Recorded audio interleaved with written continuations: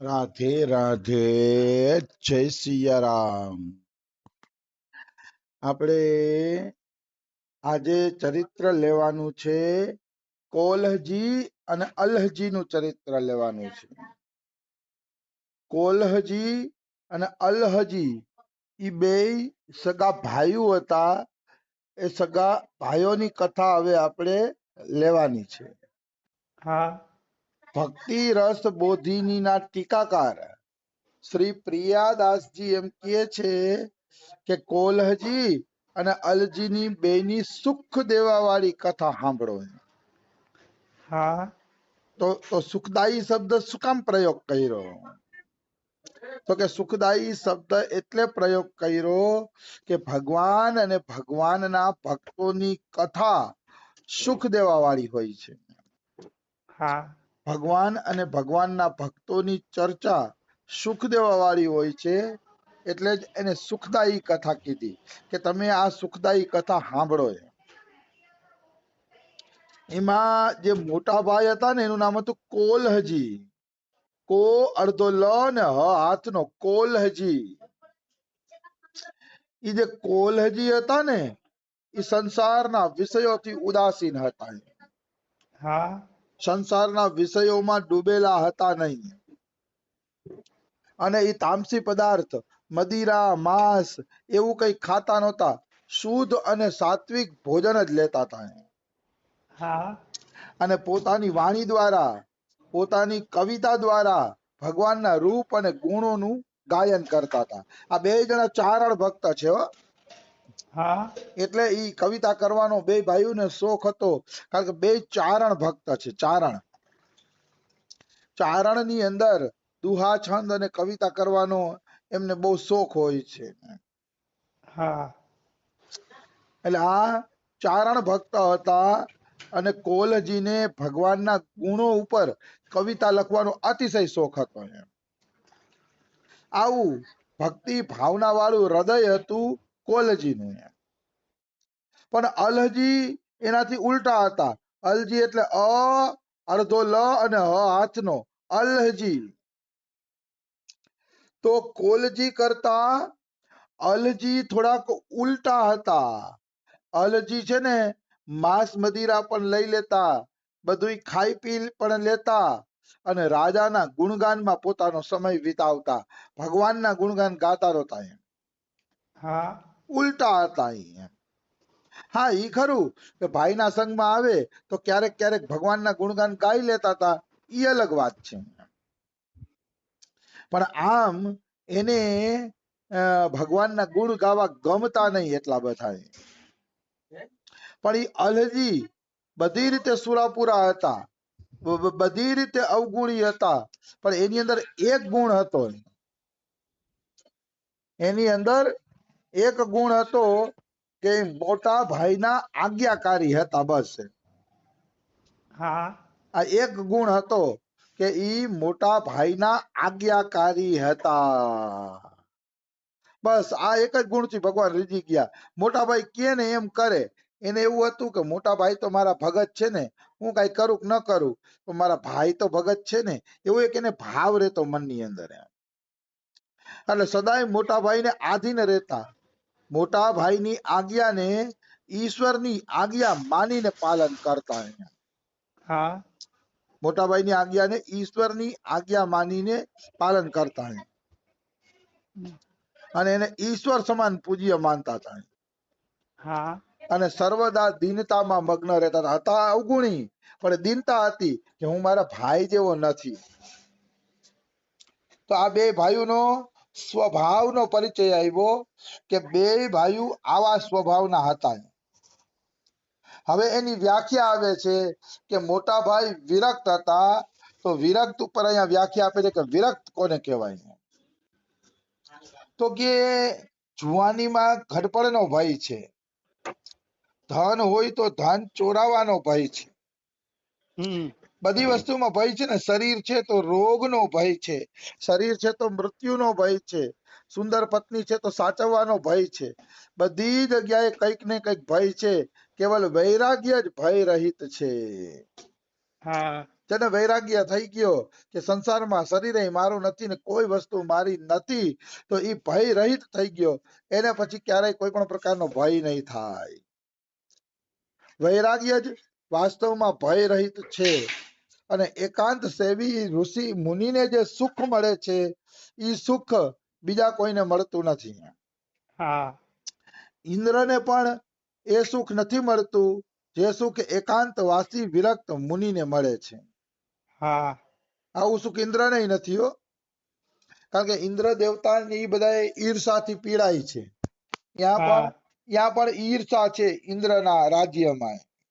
હા એટલે જે સુખ અહીંયા છે એ બીજે ક્યાંય નથી. વૈરાગ્ય કોને કહેવાય? તો કે સાંભળેલા વિષયોમાં અને સંસારના જે સુખો દેખાય છે એમાં બેયમાં મનુષ્ય તૃષ્ણા વગરનો થઈ જાય તો એ ચિત્તને વશમાં કરી લે તો ચિત્તની એ વશીકાર અવસ્થાનું નામ જ છે વૈરાગ્ય. વૈરાગ્ય એટલે વસ્તુથી દૂર નહીં જવાનું. એમ હા વસ્તુથી દૂર જવાથી વૈરાગ્ય નથી થતો, પણ વસ્તુ પાસે હોય કે દૂર હોય તમારું એમાં જરા પણ મન ન જાય તો માનવાનું કે તમે વૈરાગી છો. હા તમારું એની અંદર જરા પણ મન જાવું જોઈએ નહીં, તો તમે વૈરાગી છો, નકર વૈરાગી નથી. જંગલમાં વયા ગયા પણ મન વિષયોનો ચિંતન કરતું હોય તો તમે વૈરાગી નથી. હા નિશ્ચિત, એમાં કોઈ એટલે કોઈ શંકા નથી. પછી હરિના જ રૂપ ગુણનું ગાયન કરતા કોલહજી મોટા ભગત. તો એ ભાગવતમાં લખ્યું છે વાગ યયા તસ્ય ગુણાન ગૃણીતે. વાણી એ જ છે કે જે વાણી ભગવાનના ગુણગાન ગાય. જે વાણી ભગવાનના ગુણગાન ગાતી નથી એ વાણી વાણી જ નથી. એને વાણી કેવી જ નકામી છે, બેકાર છે. એ વાસ્તવમાં વાણી નથી, એ કાગડાને નાખવાની ઉકરડા જેવી વાણી છે. કાગડા ઉકરડામાં બેઠા હોય ને એવી રીતે જેની વાણી ભગવાનના ગુણગાન નથી ગાતી એ વાણી ઉકરડા જેવી છે. એમાં કાગડા જેવા લૌકિક લોકો જ રમણ કરશે, સંતો એવી વાણી વાળા પાસે નહીં જાય. હા આવી વસ્તુ છે. અને એક પદ આવે છે સોઈ રસ ના જો હરિ ગુણ ગાવે. મને તો આવડતું નથી, રમેશ બાબા ગાતા સોઈ રસ ના જો હરિ ગુણ ગાવે, હરિ ગુણ ગાવે, હરિ ગુણ ગાવે, એવું કઈક ગાતા બાબા. તો સોઈ રસના, રસના એટલે જીભ ઈ જ છે કે જે હરિના ગુણગાન ગાય છે. અને જે ભગવાનના ગુણગાન નથી ગાતા એની જીભ વ્યર્થ છે, એની જીભ નકામી છે. રામાયણમાં લખ્યું છે જીભ સો દાદુર જીભ સમાના જો નહીં કરે રામ ગુણ ગાના. એ જીભ દેડકાના જીભ જેવી છે જે હરિના ગુણગાન ગાતી નથી.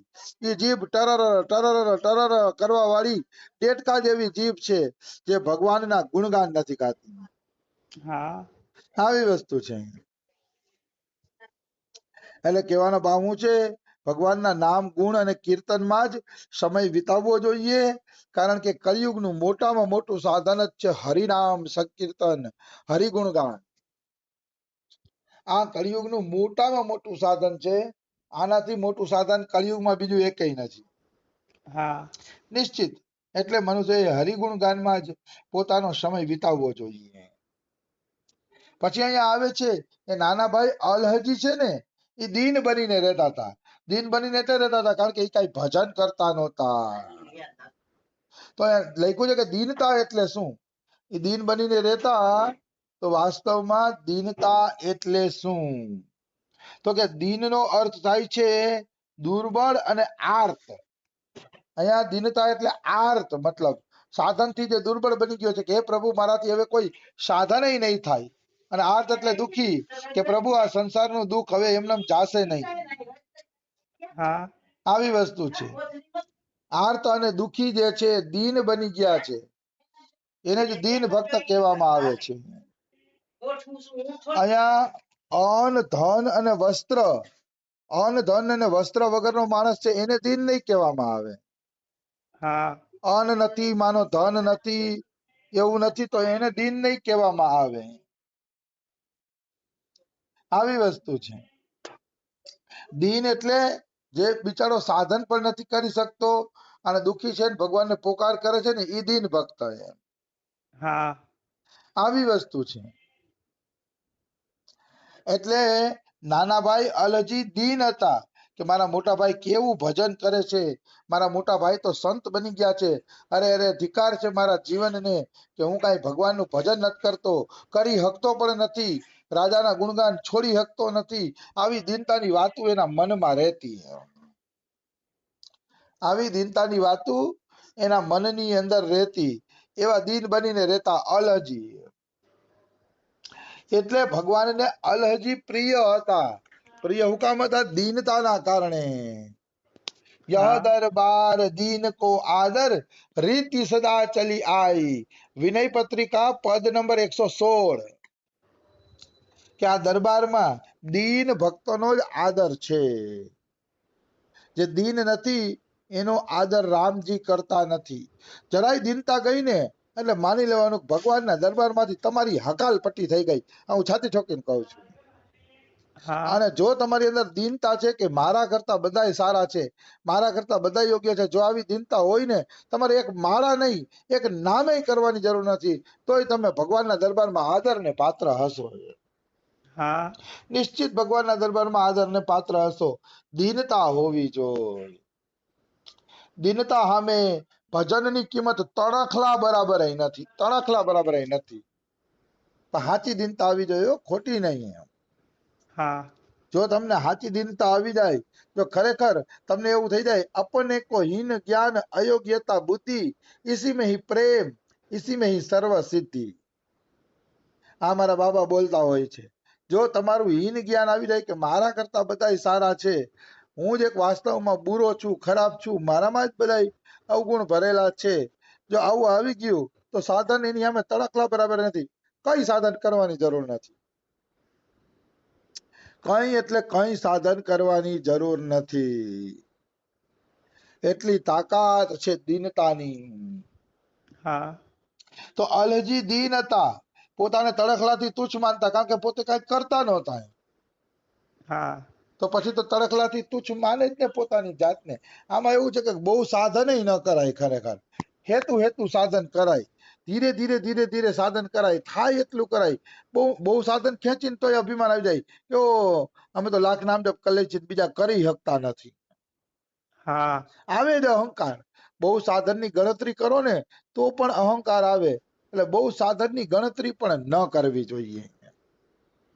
સાધન થાય એટલું કરો. તમે થાકો તો થોડોક વિશ્રામ કરી લ્યો, પાછા સાધન કરો, પણ તૂટી ન મરો. મને તો તૂટી મરે એવી સાધન વ્યવસ્થા નથી ગમતી. હા બિલકુલ નહીં. થાય એટલું કરો. તમારી શક્તિ કેટલી, જેટલી ભક્તિ કરો ને તો એ બહુ થઈ ગયું. તૂટી મરવાની જરૂર નથી. તૂટી મરવા વાળા છે ને એ બે વસ્તુમાં વહી રહેશે, કાં તો ચીડિયા બની જશે અને કાં તો એને અભિમાન આવી જશે. હા હું અહીંયા જોઉં છું અમારા બરસાનામાં, એટલે કહું છું હો.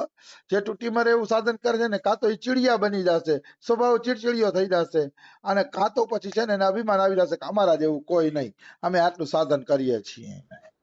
હા આ બે વસ્તુ મારી નજરે બરસાનામાં જોઉં છું. એટલે હું તો એમ જ કહું છું હેતુ હેતુ સાધન કરાય. જેટલું થાય એટલું, શક્તિ હોય એટલી ભક્તિ કરતું જવાય. પણ સાચા હૃદયથી ભક્તિ કરો તો તમે ક્યાંય પહોંચી જાશો. બિલકુલ સાચા હૃદયની ભક્તિ કરો ઈ અતિ સુંદર છે. અને એમાંય દીનતાની વાતો તો વધુ હું કરીશ. દીનતા આવી ગઈ તો ખલાસ. તમારું એક નામ પણ કરોડ નામ જપ જેટલું થઈ જશે, જો તમારામાં સાચી દીનતા હશે. दीनता રાખો. दया दीनता और दास भाव बिन मिले न कुंवर कन्हाई.